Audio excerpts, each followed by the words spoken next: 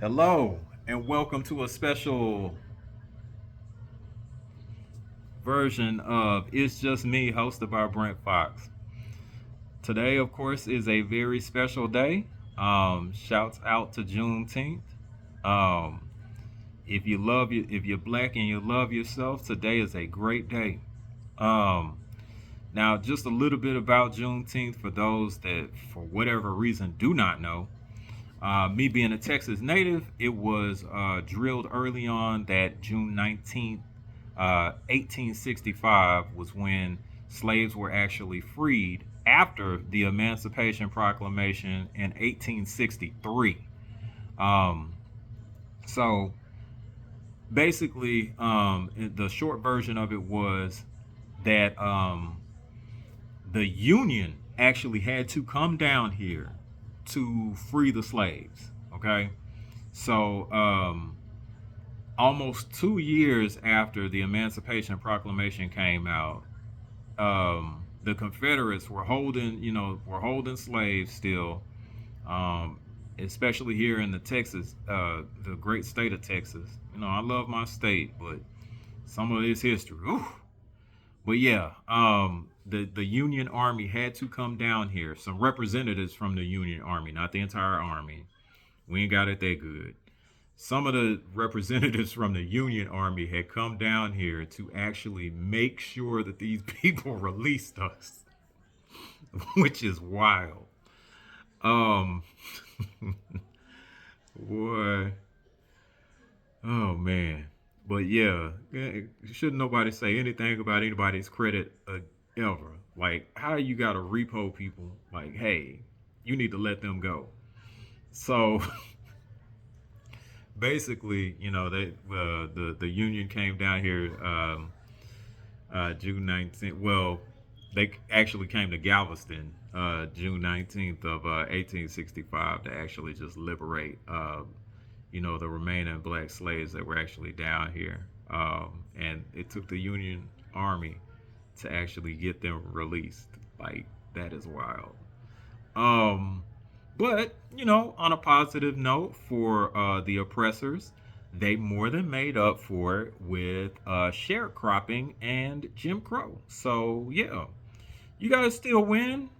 Hmm. Anyway, on a more positive note, Juneteenth is supposed to be a celebration of freedom. Okay.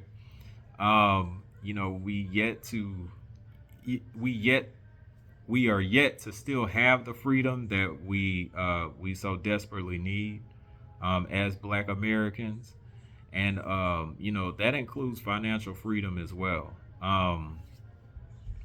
But people are uncomfortable with the fact that reparations are actually still owed, and even though it's not likely that we'll actually see those particular reparations or see that type of payment.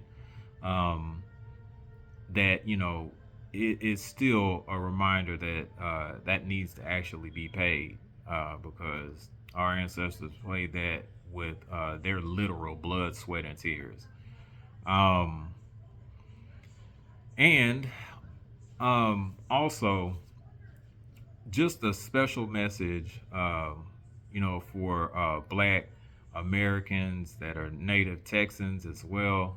Um, we have actually been celebrating Juneteenth before it became a thing. Um, we used to have like Juneteenth cookouts or like Juneteenth type parties, things of that nature. People even had T-shirts like back in the '90s and stuff like that. Um, and then some folks even had their family reunions around Juneteenth weekend. Um, so it has actually been it's actually been kind of like revered down here. Now the folks that's not really from here, or people that really just kind of don't pay attention to that type of thing, that are not socially conscious, you know they they would ask about that, and then we would have to tell them, well, okay, well, yeah, this is the day that the slaves were actually freed and stuff like that, and you kind of get like a okay. But yeah, people down here in Texas, we've been celebrating that for quite some time. Like I know vividly, like in the '90s, there was, there were ladies like wearing Juneteenth T-shirts and stuff like that, and throwing barbecues, having parties, stuff like that. Um, and then being educated on why we're celebrating stuff like that. So yeah, it was a good time. It was a good time. Um, I I'm born in 1980, so I actually grew up in the 90s, and really got to enjoy a few things in Dallas, Texas in the 90s. And to be quite honest with you, for me that was a very special time, um, which I definitely smile and appreciate. But yeah, happy Juneteenth to everyone that it applies to. And, just like anything else, like Martin Luther King Day or even Malcolm X Day, that's actually in May, um, you all just may want to research what we're actually celebrating as opposed to, just wearing t shirts and running around in the pool and, all of that other stuff, and not know what this is actually about. So, you know, again, Juneteenth is a celebration of freedom. June 19th, 1865, um, that the slaves were actually freed down here in Texas. And, they named Galveston, but of course, there were other parts where the message had gotten around. So, you know, again, shouts out to Juneteenth. All right. And we don't need, and to be quite honest with you, we were celebrating this before we got a presidential endorsement, which we didn't need, to be quite honest. Okay. I don't think that it's up to someone of another race to tell us when we should actually celebrate our own freedom. Now, I'm not trying to get too political about that or anything else like that, and I know I've opened the door, but it is what it is. I take pride in being I take pride in being uh, a Black American, even though some people don't like that for whatever reason. Um, you know, I've given myself a slogan, and I am going to copyright this for anybody that wants to steal the sauce. You got to be strong to wear these colors. Okay, you got to be strong to wear these colors. You got to be strong to wear these colors. So, I want people who actually look like me to keep that in mind. You know, um, the more you're tested, the stronger you're gonna get. Um, Even somebody like myself who's going through it right now has a certain amount of pride for themselves and is happy to be part of the Black American diaspora because we're the most resilient people on the face of this planet. I'm not going to apologize for saying that statement. And if you think that's a racist statement, then that's on you. I'm just proud of myself. That doesn't mean that I hate other people. That just means that I love myself. And I'm never going to apologize for loving myself. All right. Okay. So let's just go ahead and get on to sports. And in sports today, we have a WBO champion, or welterweight champion rather, Brian Norman Jr. put on a spectacular performance, knocking out Jin Saki in Japan. Shouts out to Brian Norman Sr. as well. And happy Juneteenth to both of you gentlemen as well. I think it was a fifth round stoppage, if I'm not mistaken. Hit him with a beautiful left hook. And, shouts out to Jin Saki. That was not his first knockdown. I think he was knocked down like two or three times prior to that. Two times prior to that. And then on that third one, yeah, it pretty much put him out. Like, Brian Norman Jr. landed that hook so good. Like, when it made impact, you knew the guy was out of there. Like, he was out of there. But, Again, shouts out to Jen Psaki for a brave performance. And then shouts out to Brian Norman Sr. and Brian Norman Jr. For making their way to Japan and then handling business. So salute to y'all, man. Salute to y'all. He did kind of like take a subtle jab. Well, he took a subtle jab at Boots Ennis. He said when the storm is coming, people grab their boots and go home. It's who else is he talking to? Who else is he talking to? But I love the spirit of competition. Whether or not we actually get that fight, who knows? I would still love to see it at whatever weight class at this particular point. It would have been nice for them to be able to fight for unified or undisputed in welterweight. But now that Boots is actually going to move to 154, that's just not going to come to fruition. But again, I would love to see those two gentlemen in the ring. Um, so maybe that actually happens within the next couple of years. Um, in other boxing news, Alicia Baumgardner has actually come down to Dallas again, and I'll kind of explain why I'm emphasizing again. She went to the world class boxing gym with, of course, trainer Derek James. She did like a media workout, hitting the pads, hitting the heavy bag, shadow boxing, and things of that nature. But Ms. Baumgardner has been coming down to the Dallas area a lot lately. Okay, and this is just a thought or speculation. I think that she actually may be dating one Des Bryant. Des Bryant is a former Dallas Cowboys receiver from Lufkin, Texas, but of course, he has made his home in Dallas because he's played for the Cowboys for almost a decade. Um, Now, the two were seen a whole lot together, and I think that I think were they at the I know that they were at the Spence Crawford fight. I know that they were at it was another fight in Vegas as well, and he was with her. But there was also an event where Clarissa Shields showed up. That was a Detroit versus Dallas football game. They had a tailgate party, and Clarissa and Alicia showed up for that particular game, and that's when they were kind of like getting into it, and the people from Fight Hype came down and all that other crap. Um, you know, Getting on the scene, trying to map out a story and stuff like that. But yeah, I think that they're dating, and I think it could be serious if she keep coming down here. But yeah, think it, I think it could be serious. And shouts out to Des Bryant. He's a local hero here in Dallas, and even though I have been an avid Steelers supporter for most of my life, um, there are a few Cowboys players that are pretty cool. I still don't like the organization at all.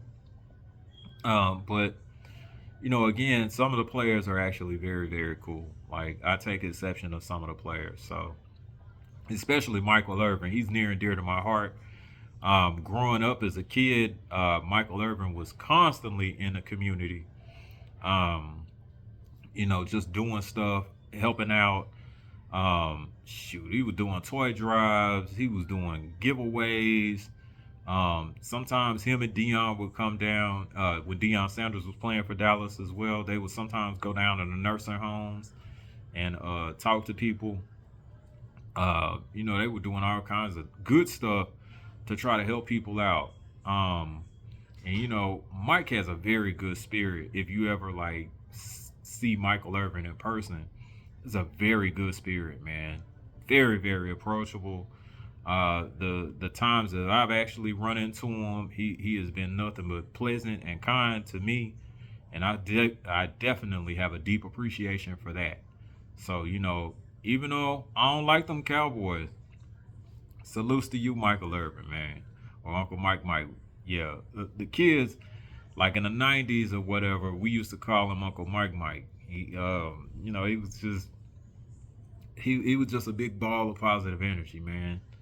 Like, kids like to get out there, play catch with him, and all that other stuff, boy. But yeah, he was definitely a real one. He was definitely a real one. Um, Now, speaking of football, just a little bit of news about my Pittsburgh Steelers. Because because mini camp is actually over and we're moving on to training camp. TJ Watt and the Pittsburgh Steelers are still at odds as far as like the contract negotiation goes. Um, I probably see this getting resolved during training camp. I don't think that it gets resolved before. I think that it gets resolved during training camp. And I'm hoping that it is early on in training camp because TJ needs those reps and we need TJ. So, that is going to have to figure itself out. But I really don't see us getting this worked out before then. I think that it's gonna take until training camp to try to get this done. I don't foresee it going on into the season or anything else like that. But I do think that sometime in training camp is probably when that gets resolved. There's a lot of local media that's saying that TJ's not worth the money and all of that other stuff. TJ is a franchise player, okay? Um, we we quite literally don't win without TJ. Nobody is actually just you know, there are very few people, excuse me, that actually talk about that though. Um, yeah, we have a bad record when TJ's out. Like it's not even funny. It's bad. Like I think we won one or two games out of like the and this is for his whole career. Like out of the I think it was like the 12 or 13 games that he's actually missed or whatever. No, I'm sorry, the 15 games that he actually missed, we only won two. We only won two of those games. So I that particular loss of TJ Watt is going to be detrimental if we don't get this done the way that we're supposed to. So, to all these naysayers and people that think that we could just trade him. First and foremost, you're looking okay. Just because he's not at the level to where he's statistically, let me say that. Just because statistically last year he wasn't at the level that he was damn near breaking NFL records doesn't necessarily mean that he's a poor player. And then secondly, you don't replace a guy like that unless you have to. We don't have to replace TJ Watt. Okay? That is TJ Watt is actually a generational type player, and us being Steelers fans, we are so spoiled with success. You think about this. This man was a defensive player of the year, and we're talking about not paying him? He was a former defensive player of the year. We're talking about not paying him. And then, to be quite honest with you, he was robbed of another depoy that he clearly beat Miles Garrett. It name a stat, he beat him. Okay, name a stat, he beat him.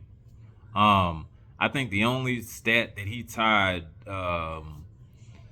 was something crazy like fumble recoveries or something like that. But like TJ beat that man in every statistical category, and they still gave it to Miles Garrett. I guess just because just because maybe he looks better in a uniform or whatever. These people at the NFL got going. Like I don't know. But yeah, you don't turn your back on a franchise player like that. I don't care. That's like That's like telling Barry Sanders that he's not worth it in the 90s in Detroit just because he only ran for 1,200 yards and people were used to him running for 1,500 or better. Like, that's stupid. That is freaking stupid. Um, but shouts out to TJ Watt. As a real Steelers supporter, get your money, man. Get your money. And I'm sure that Omar Khan can get something worked out, man. So I'm not really worried about it at all. Um, but yeah, I just think that that's crazy that people are talking about trading this man. That is wild. That is wild. Um, but yeah, and it doesn't matter. We picked up that, we picked up that quarterback, and I'll say his name, Aaron Rodgers. We picked him up. So I have to boycott the season anyway. And what boycott means to me is that I cannot watch any games or purchase any merchandise. Anybody that knows me knows that a good majority of my actual wardrobe is Pittsburgh Steelers stuff. So I'm not going to be able to watch any games this year.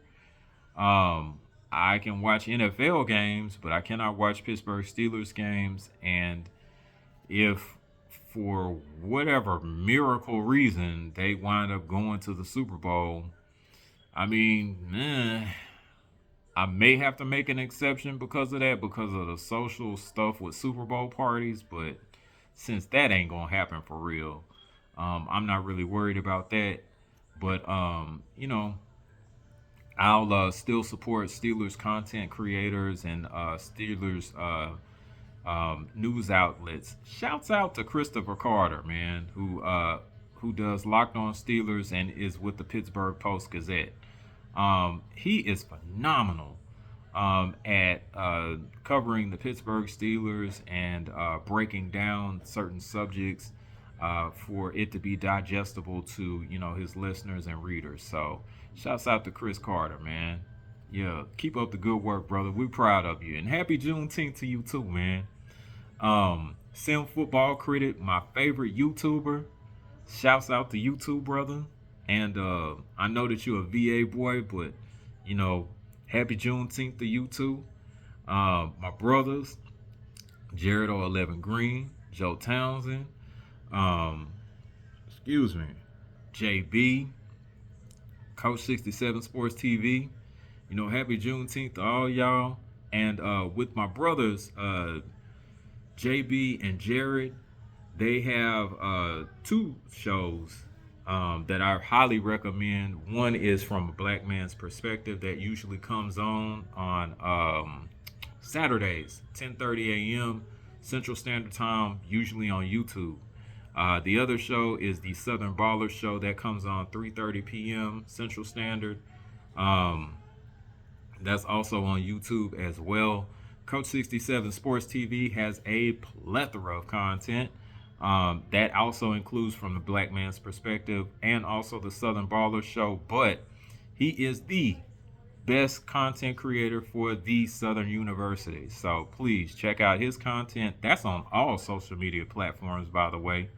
And then my brother Joe Townsend, who actually makes appearances on the Southern Baller Show. And also, I think he may have done like a Black Man's Perspective show as well.